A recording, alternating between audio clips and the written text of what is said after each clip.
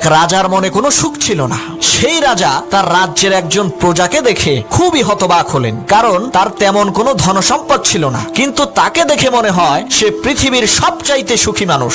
মন্ত্রী বলল, রাজামশাই, এই লোকটিকে দেখে আপনি বিচলিত হবেন না, আপনাকে একটা খেলা দেখাবো, চলেন।